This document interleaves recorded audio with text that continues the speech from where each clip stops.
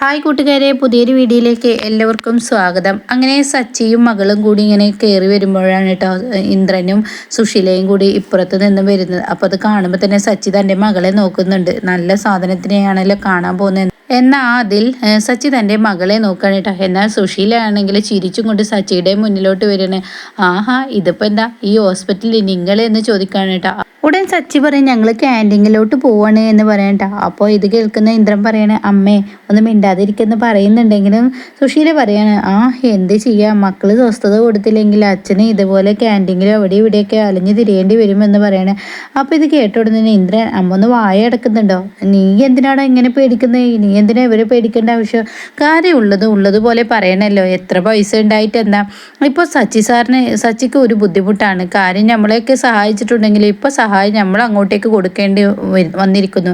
അതുകൊണ്ട് എന്ത് സഹായം വേണമെങ്കിലും പറഞ്ഞിട്ടോ എന്ന് പറയണ്ടോ. എന്നാൽ ഈ സമയം സച്ചിയാണെങ്കിൽ അത് വകവെക്കാതെ അവിടെ നിന്ന് പോവാണ്. ഇതേ സമയം ഇന്ദ്രൻ മിണ്ടാതിരിക്കുക എന്ന് പറയുന്നുണ്ടെങ്കിലും സുശീല കൊടുക്കാനായിട്ട് തന്നെ ഒരുങ്ങിയിരിക്കുകയാണ്. അപ്പോൾ ഈ സമയം പിന്നെയും എന്തിനാ സച്ചി സാറേ എന്നെ കണ്ടപ്പോൾ ഇങ്ങനെ പേടിച്ചോടുന്നത്. അപ്പോൾ തന്നെ സച്ചി പറയണേ എനിക്ക് ആരെയും പേടിയില്ല എന്ന് പറയണേ. അതും ശരിയാണ്, പേടിച്ചിട്ടും കാര്യമില്ല എന്ന് പറയണേ. ഇതേ സമയം സുശീല വീണ്ടും ഇങ്ങനെ ഓരോന്ന് സംസാരിക്കുമ്പോൾ സച്ചി പറയണേ ഞാനൊരു കാര്യം പറഞ്ഞേക്കാം, ഞാൻ നിങ്ങളെ ഇപ്പോഴും ഞാനാണ് സഹായിച്ചിട്ടുള്ളത്. നിങ്ങൾ ഈ നെകളിപ്പുള്ള സംസാരം ഇപ്പോൾ സംസാരിച്ചിരുന്നില്ല, നിങ്ങളും നിങ്ങളുടെ മക്കളൊക്കെ ജയിലിൽ പോകുന്ന ആ ഒരു പരിപാടി ചെയ്തപ്പോൾ ഞാനല്ലേ നിങ്ങൾക്ക് ഇങ്ങനെ പ്രമാണ പണയം വെച്ച് പൈസ തന്നതെന്ന് പറയണ്ട. അപ്പോൾ ഇത് കേട്ടോടുന്ന സുശീല പറയണേ അതിപ്പോൾ എന്താ അത്ര വലിയ കാര്യമല്ലല്ലോ, നിങ്ങളുടെ അടുത്ത് പൈസ വാങ്ങിയിട്ടുണ്ടെങ്കിൽ ഞങ്ങളുടെ മുതൽ അവിടെ ഇരിക്കുന്നുണ്ടല്ലോ, അപ്പോൾ ഇത്ര വല്ലാതെ പറയാനൊന്നുമില്ല, നീ ഇങ്ങനെ പേടിക്കണ്ട ഇന്ദ്ര എന്ന് പറയണ്ട. അപ്പോൾ ഇന്ദ്രൻ പറയുന്നുണ്ട് അമ്മ ഒന്ന് സംസാരിക്കാതിരിക്കുക, അമ്മ ഒന്നും മിണ്ടാതിരിക്കുക എന്ന് പറയുമ്പോഴും സുശീല അടങ്ങുന്നില്ല കേട്ടോ. സുശീല വീണ്ടും സച്ചിയെ കുത്തി നോവിക്കാനായിട്ട് തന്നെ ഒരുങ്ങിയിരിക്കുക. അപ്പോൾ സുശീല വീണ്ടും കുത്തി നോവിക്കുക കാണുമ്പോൾ സച്ചി പറയണേ അധികം കൂടുതലായി സംസാരിക്കണ്ട, എൻ്റെ അടുത്താണ് തെറ്റ് പറ്റിയത്, നിങ്ങളുടെ ഈ അഹങ്കാരം ഉണ്ടായിരുന്നില്ല, ശരിക്കും ഞാൻ നിങ്ങളുടെ വീടാണ് പണയത്തിൽ വെക്കേണ്ടതെന്ന്, പക്ഷേ ഞാൻ കടയാണ് പണയത്തിൽ വെച്ചതെന്ന് പറഞ്ഞു ഉടനെ സുശീല പറയണേ അതിന് നിങ്ങൾക്ക് എൻ്റെ കടക്കായിരുന്നല്ലോ കണ്ണ് എന്ന് പറയാൻ കേട്ടോ. അപ്പോൾ അത് കേൾക്കുന്ന ഇന്ദുവിനെ ദേഷ്യം പിടിക്കുകയാണ്. അങ്ങനെ എന്ത് പറയണേ ഇവരെ പോലെയുള്ളവരോട് സംസാരിച്ചിട്ട് കാര്യമില്ല അച്ഛാ, ഇവരെ പോലെയുള്ളവരോട് സംസാരിച്ചിട്ട് നമ്മുടെ സമയം കളയേണ്ട ആവശ്യമില്ല, അതുകൊണ്ട് നമുക്ക് പോവാമെന്ന് പറയാം കേട്ടോ. ഈ സമയം സുശീലയോട് ഇന്ദ്രൻ അങ്ങ് ചൂടാവുമ്പോൾ നീ എന്താടാ വീട്ടിൽ വെച്ച് ഇങ്ങനെയൊന്നല്ലല്ലോ സംസാരിച്ചേ, ഇപ്പം നീ മറുകണ്ട ചാടുന്ന ആ സ്വഭാവം നിന്നിൽ തുടങ്ങിയോ എന്ന് പറഞ്ഞിട്ട് സുശീല തൻ്റെ മകനെ അങ്ങ് കൊച്ചാക്കാൻ കേട്ടോ. അങ്ങനെ എന്തുവാണെങ്കിലോ തൻ്റെ അച്ഛനെ അവിടെ നിന്ന് വിളിച്ചു പോവാണ്. ഇവരെ പോലെയുള്ള സ്ത്രീയോട് എന്ത് സംസാരിച്ചിട്ടും കാര്യമില്ല എന്നുള്ള ഭാവത്തിൽ കൊണ്ടുപോവാണ് കേട്ടോ. പിന്നീട് കാണിക്കുന്ന അനുപമയും അമ്പിളിയാണ്.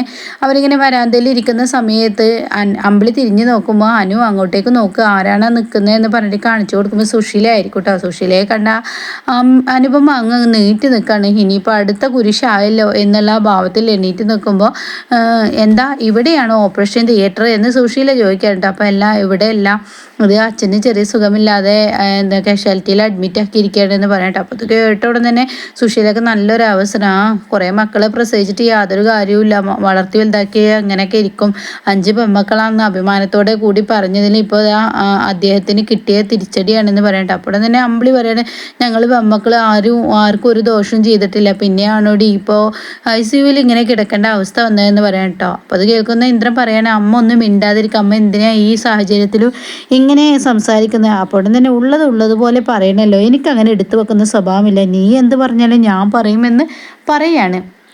പിന്നീട് അമ്പിളിക്ക് ദേഷ്യം പിടിക്കുകയാണ്. ഞങ്ങളെ മക്കൾ ആരും ഇന്നേ വരെ അച്ഛനെ ഒരു ദ്രോഹവും ചെയ്യുന്ന പ്രവർത്തികൾ ചെയ്തിട്ടില്ല.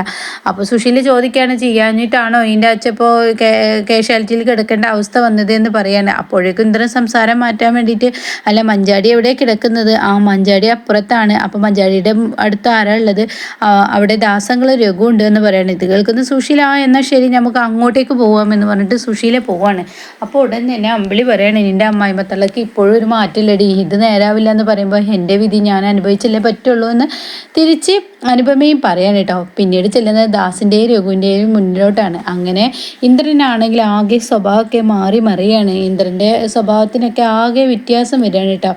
അപ്പോൾ അതിനിടയ്ക്ക് സുശീല പറയുന്നുണ്ട്, അല്ല എൻ്റെ വിച്ചുമോൻ എവിടെയെന്ന് ചോദിക്കുന്നു കേട്ടോ. അപ്പോൾ ഉടൻ തന്നെ വിച്ചുമോനെ സാവിത്രിയുടെ അടുത്തോട്ട് ആക്കിയിരിക്കുകയാണെന്ന് പറയാണ്. അപ്പോൾ ഉടൻ തന്നെ കണ്ട വേലക്കാരത്തിയല്ല എൻ്റെ കുട്ടിയെ നോക്കണ്ടേ, ഞങ്ങൾക്ക് ആകെ ഒന്നുള്ളൂ, ഇനിയാച്ചെങ്കിലും ഒന്ന് പ്രസവിക്കൂല, അതുകൊണ്ട് തന്നെ ആകെ ഒരു കുഞ്ഞുള്ളൂ, ആ കുഞ്ഞിനെ വേലക്കാരിയല്ല നോക്കണ്ടേ എന്ന് പറഞ്ഞുകൊണ്ട് തന്നെ അമ്പിളി പറയുന്നുണ്ട്, സാവിത്രി ഞങ്ങൾക്ക് വേലക്കാരിയല്ല, ഞങ്ങളുടെ അമ്മയുടെ സ്ഥാനമാണെന്ന് തിരിച്ചും പറയുമ്പോൾ അമ്മ ഒന്നും മിണ്ടാതിരിക്കുന്നുണ്ടോ, മനഃപൂർവ്വം ആളെ കുത്തി നോവിക്കല്ലേ എന്ന് ഇന്ദ്രൻ പറഞ്ഞ് തൻ്റെ അമ്മയെ കൊണ്ടുപോവാണ്. അങ്ങനെ പിന്നീട് രഘുവും ദാസിൻ്റെ അടുത്തോട്ട് ചെല്ലുമ്പോൾ രഘുവിനെ കാണുമ്പോൾ ഇന്ദ്രൻ്റെ ഒരു ജാതി തോന്നുകയാണ്. അങ്ങനെ രഘുവിനോട് പറയാണ്, രഘു എന്താ നീ വല്ലാതെ ആയിട്ടുണ്ടല്ലോ, എന്താ ഭക്ഷണം കഴിക്കായിട്ടാണോ ഉറങ്ങായിട്ടാണോ എന്നുള്ള ചോദ്യമൊക്കെ ചോദിക്കുമ്പോൾ സുശീല ഞെട്ടിപ്പോവാണ്. തൻ്റെ മകൻ്റെ ആ ഒരു ഭാവം കാണുമ്പോൾ ആകെ ഞെട്ടിപ്പോവാണ് കേട്ടോ. ഇതേ സമയം സുശീലക്ക് കുശുമ്പ് കയറി തല താഴ്ത്തിയിരിക്കുകയാണ് കേട്ടോ. അപ്പോൾ ദാസും കൂടെ ഉണ്ടല്ലോ. അപ്പോൾ രഘു പറയണേ, എനിക്ക് ക്ഷീണമൊന്നുമില്ല, അമ്മാവന് ഇങ്ങനെ ആയതുകൊണ്ട് എനിക്ക് ക്ഷീണം സംഭവിച്ചതാണെന്ന് പറയാം കേട്ടോ. അപ്പോൾ ഈ സമയം, അല്ല എൻ്റെ വീടുണ്ടല്ലോ, നീ എൻ്റെ വീട്ടിലോട്ട് പോരേ എന്ന് പറഞ്ഞോട് തന്നെ സുശീല ആകെ വാപ്പൊളിക്കാണ് കേട്ടോ. തൻ്റെ മകൻ എന്താ ഈ പറയുന്നത് എന്ന ഭാവത്തിൽ ഇങ്ങനെ നിൽക്കണേ. എന്നാൽ ദാസ് ഇത് ശ്രദ്ധിക്കുന്നുണ്ട് കേട്ടോ. അപ്പോൾ ഉടൻ തന്നെ ഇന്ദ്രൻ പറയാണ്, നീ വായോ, ഭക്ഷണം ഞാൻ അവിടെ നിന്ന് തരാം, നന്നായി ഉറങ്ങിക്കോ, ഇനി ഞാൻ ഇവിടെ നിന്നോളാം എന്നൊക്കെ പറയുമ്പോൾ, അതൊന്നും വേണ്ട, ശബരിയും ധനേട്ടനും ഇവിടെ നിന്നിട്ടുണ്ട് എന്ന് പറയട്ടോ, എന്നാൽ ഞാൻ നിങ്ങൾക്കുള്ള ഭക്ഷണം ഞാൻ കൊണ്ടുവരാമെന്ന് പറയട്ടോ. ഇത് കേൾക്കുന്ന സുശീല ആകെ വാപ്പൊളിച്ച് നിൽക്കുകയാണ്. അത് കാണുന്ന ദാസിന് സംഭവം മനസ്സിലായി. അങ്ങനെ ദാസ് പറയാണ്, പിന്നെ ഇന്ദ്ര, നീ പറയുന്നത് ഇപ്പോൾ ശരിയല്ലല്ലോ, നിൻ്റെ അമ്മയ്ക്ക് എല്ലാവർക്കുള്ള ഭക്ഷണം ഉണ്ടാക്കാനൊന്നും കഴിയില്ല. അതിനെങ്ങനെ, എൻ്റെ മക്കൾക്ക് എൻ്റെ വിഷമവും കാര്യങ്ങളൊന്നും അറിയില്ലല്ലോ, ചില സമയത്ത് എൻ്റെ മക്കൾ ഇങ്ങനെയാണ് എന്ന് പറയാം കേട്ടോ. എന്നാൽ ഈ സമയം ഇന്ദ്രനാണെങ്കിൽ, അല്ല അതൊന്നും കുഴപ്പമില്ല, ഭക്ഷണം ഉണ്ടാക്കൽ ഞങ്ങളെല്ലാവരും കൂടി ചെയ്തോണ്ട് എന്നൊക്കെ പറയുമ്പോൾ രഘു പറയാം, അതിൻ്റെ ഒന്നും ആവശ്യമില്ല, ശബരി കൊണ്ടുവന്നോളും, ശബരി ഭക്ഷണം എടുക്കാനാണ് പോയിരിക്കുന്നത് എന്നുള്ള വാക്ക് പറയാൻ കേട്ടോ. പിന്നീടാണെങ്കിലോ ദാസ് പറയണം, അതൊക്കെ അവിടെ നിൽക്കട്ടെ ഇന്ദ്ര, നിന്നോടൊരു കാര്യം പറയാനുണ്ട്. നിൻ്റെ ബുദ്ധിമുട്ട് വിഷമവും കണ്ടത് പ്രകാരമാണ് നിനക്ക് കടയുടെ ആധാരം വെച്ചിട്ട് ഞങ്ങൾ നിങ്ങൾക്ക് പണം തന്നത്. പക്ഷേ അവിടെ ഒരു റൂള് പറഞ്ഞിരുന്നു, ആ കട ആരുടെ പേരിലാണോ ആ ആളുടെ കയ്യിൽ നിന്ന് സൈൻ വാങ്ങണമെന്ന്. പക്ഷേ നീ അത് ഇതുവരെ വാങ്ങിയിട്ടില്ല. അത് എന്താ ചെയ്യേണ്ടതല്ലേ? എന്താ സുശീല എല്ലാത്തിനും ന്യായം കണ്ടുപിടിക്കുന്ന സുശീലക്ക് അതിലൊരു ന്യായമുണ്ടെന്ന് തോന്നുന്നില്ലേ?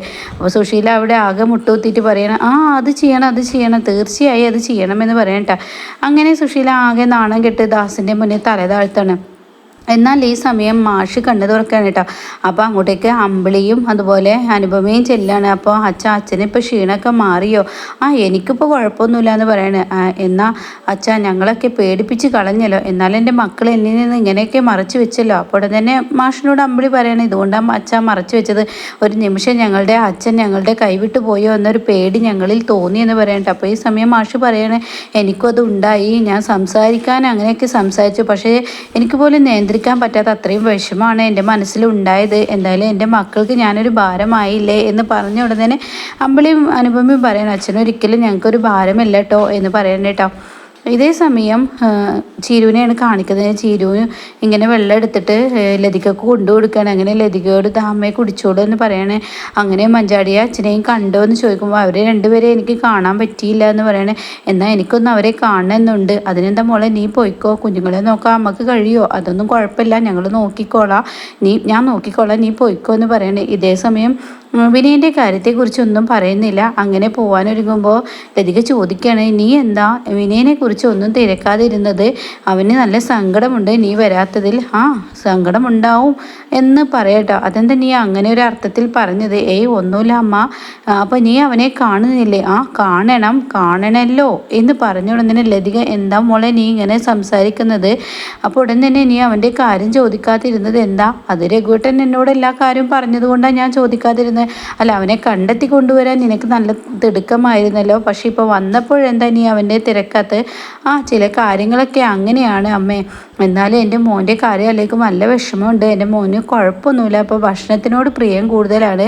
എന്നാൽ പിന്നെ ആസ്പത്രിയിൽ അഡ്മിറ്റ് ആക്കണ്ടല്ലോ, അങ്ങോട്ടേക്ക് കൊണ്ടുവന്നൂടെ? ഇവിടെ ഒരു ഒരു ഹോട്ടലുണ്ട് തുടങ്ങിയാൽ നിങ്ങളുടെ മകൻ്റെ പ്രശ്നം തീരുമല്ലോ എന്ന് ലതികയോട് പറയുമ്പോൾ നമുക്ക് തമാശ, പക്ഷേ എൻ്റെ മോനെ ഒരുപാട് അനുഭവിച്ചു എന്ന് പറയുമ്പോൾ കയ്യിലിരിപ്പോണ്ടാണ് അനുഭവിക്കുന്നതൊക്കെ എന്ന് പറഞ്ഞ് അങ്ങ് ചീരി പോകുമ്പോൾ ലതിക, എന്താ ഇവള് ഇങ്ങനെയൊക്കെ സംസാരിക്കുന്ന ഭാവത്തിൽ ലതിക നിൽക്കുകയാണ് കേട്ടോ. ഈ സമയം മാഷ് ഇങ്ങനെ മക്കളോട് സംസാരിച്ചിരിക്കുമ്പോൾ അങ്ങോട്ടേക്ക് രഘുവും ദാസും കയറി വരികയാണ്.